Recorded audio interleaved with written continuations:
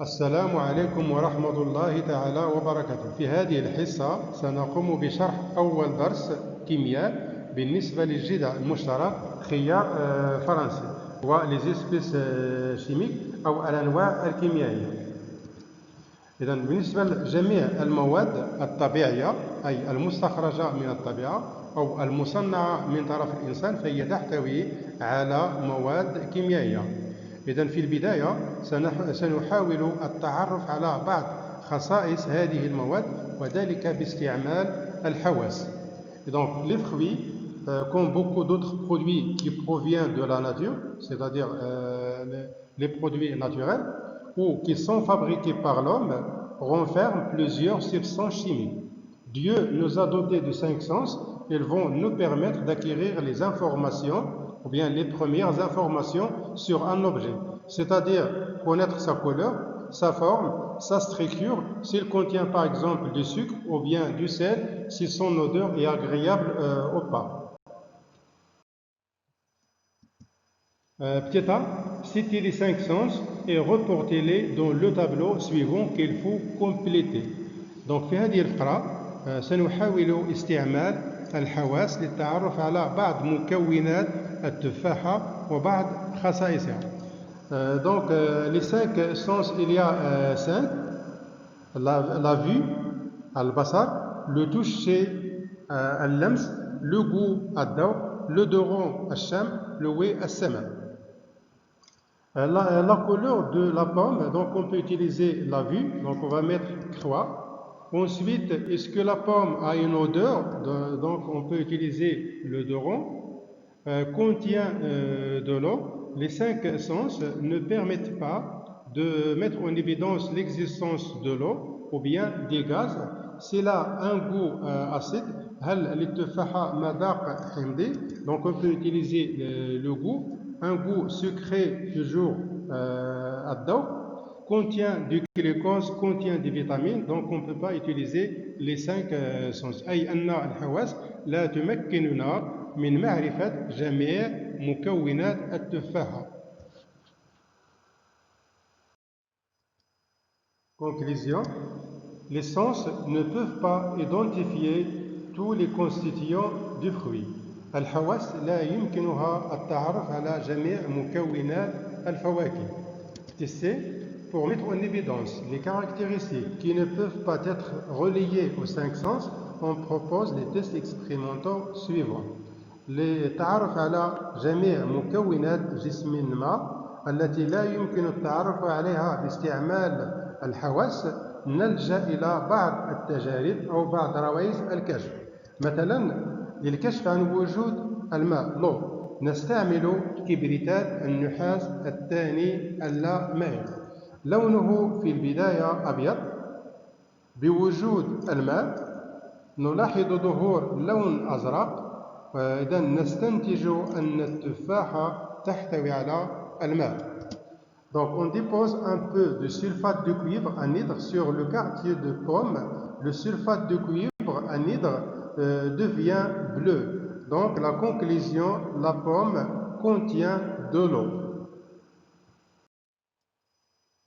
النوع الكيميائي الثاني هو الجليكوز.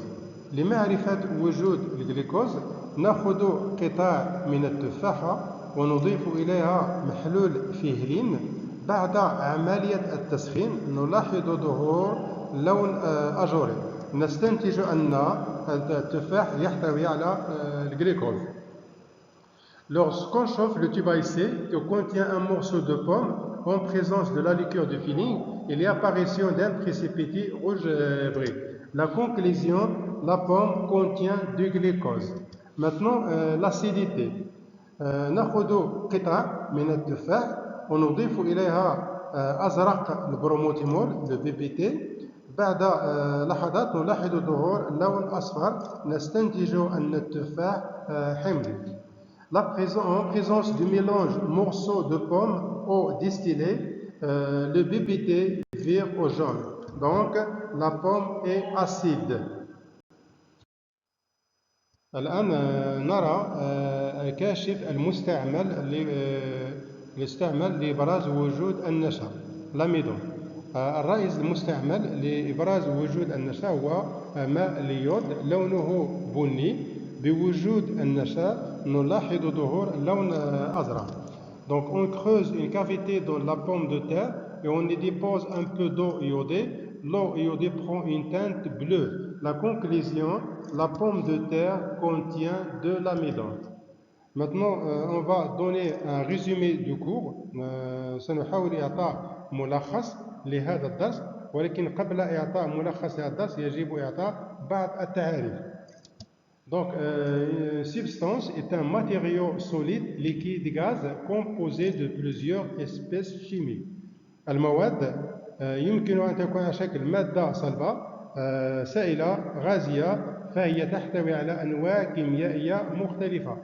مثلا, donc par exemple, la pomme, donc elle contient beaucoup d'espèces chimiques, l'orange, le lait. Une espèce chimique, un النوع الكيميائي, est un ensemble constitué d'un seul type d'entité chimique, corps pur, exemple l'eau, le fer, le glucose. Pour mettre en évidence l'existence de l'eau, on utilise le sulfate de cuivre de anhydre de couleur blanche qui devient bleu en présence de l'eau. لإبراز وجود الماء نلاحظ أن لون كبريتات النحاس الثاني أبيض. عند إضافة قطرات من الماء نلاحظ ظهور اللون الأزرق دليل على وجود الماء. Le glucose, on utilise comme réactif la liqueur de Feeling de couleur bleue qui forme un précipité rouge brique en présence de l'eau après chauffage. L'acidité, on peut utiliser soit le pH mètre, c'est-à-dire لقياس pH نستعمل ورق pH أو كاشف ملون أو جهاز pH متر. نوع كيميائي حمضي إذا كان pH أصغر من 7، محايد إذا كان pH يساوي 7، ومحلول قاعدي إذا كان pH أكبر من 7. Donc on peut utiliser soit papier pH ou bien un indicateur coloré ou bien un pH mètre. Une espèce est dite acide si son pH est inférieur à 7.